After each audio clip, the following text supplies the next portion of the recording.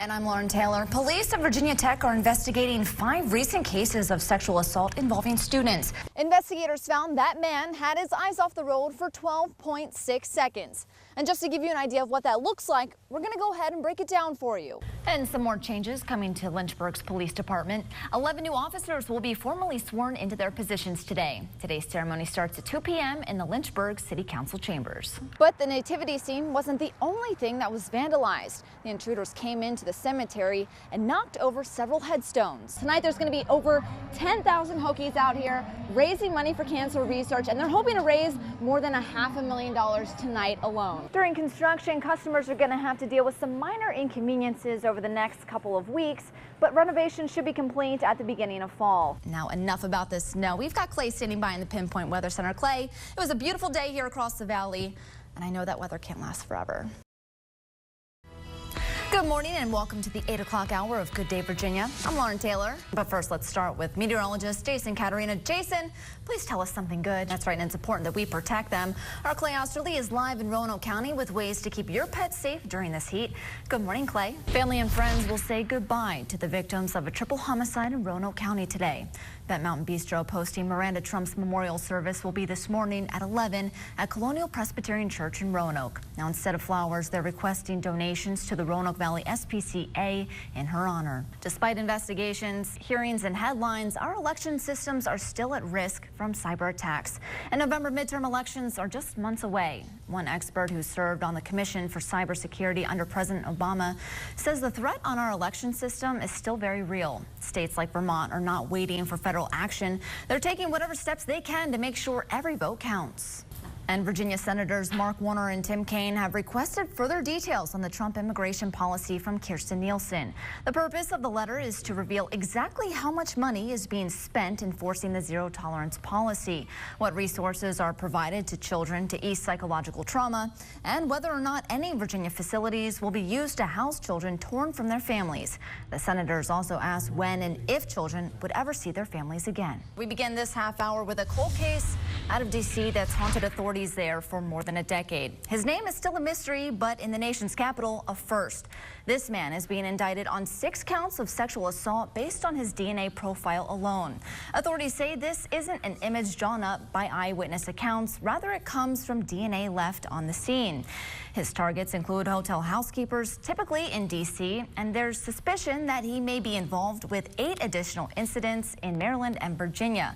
This is the first time the District of Columbia has indicted an unknown suspect on DNA alone. All right, thanks, Jason. Several trails are closed at Grace and Highland State Park due to what park officials say is elevated bear activity. Cabin Creek Trail and Horse Trail connector to Massey Gap will be closed until further notice. Park officials say a dog got into a fight with a bear this past weekend, and the dog's owner tried to stop the fight. Now, both the woman and the dog are okay. Park officials say the incident could have been prevented if the dog was on a leash. At the number on your screen. Ugh. I'm hoping I don't have to use that number. Yeah, I'd rather just see this little guy roaming around. Look at this guy. He's so cute. His name is Browse. Look at him. Brow, look at his brows. He's got better eyebrows than me. Yeah, well, I wasn't going to say anything, but.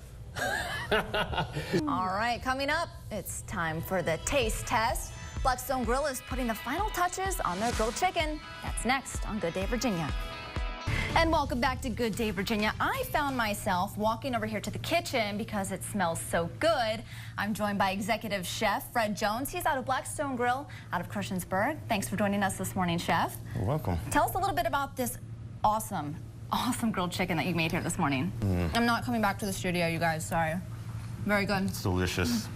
All right, I'm going to send it back over to Jason, who's hanging out with furry friends. Hey, Jason. On most Thursday nights, you could find Victor Bray and his friends playing cornhole at the Moose Lodge off 311. His nickname was Air Vic, which suited him well during cornhole tournaments. Every single time we would always play, he would always say, "You're never going to beat me. You're never going to beat me." But it's not the same without him here. On Wednesday night, Vic was shot and killed by a Roanoke City police officer. His friends, Drew Sizemore and Toby Smith, are still shocked by the loss. He was one of those people that, you know, if he had it, he'd give it. I mean, I can count numerous times where, you know, I've asked him to help me just work on my car, and, you know, in an instant he'd be like, dude, I'm there. He was always quick to jump in and help set up or take down tournaments.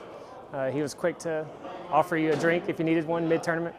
He's just always there to help. Last year, Drew had surgery on his shoulder, and while going through physical therapy, Vic was there for him. Just hang out, you know, talk about life, talk about sports, talk about music, talk about, you know, conspiracies. I mean, just talk about everything. And he was just a really good friend. And tonight, they're remembering their friend, Air Vic, with his very own jersey. He was a pretty quiet guy around us. He was always quick to tell a joke, though.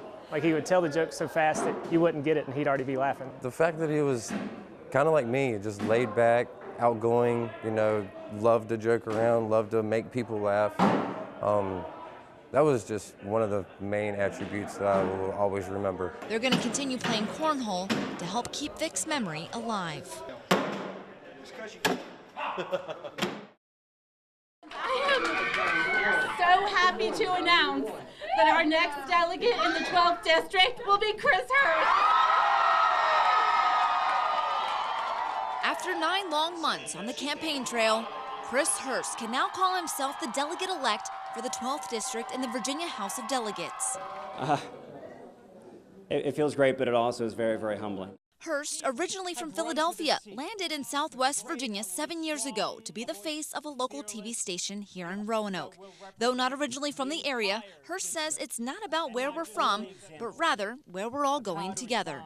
I just saw on the ground day after day when I was reporting and investigating stories as a journalist where families really are left behind because the state either shows apathy or the state shows intransience to actually want to solve issues that help reduce the cost of health care for folks, that helps increase investments in education for our children.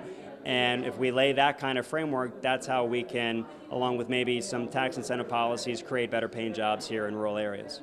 2 years ago, his life changed forever when his girlfriend, Allison Parker, and her photographer, Adam Ward, were shot and killed on live TV.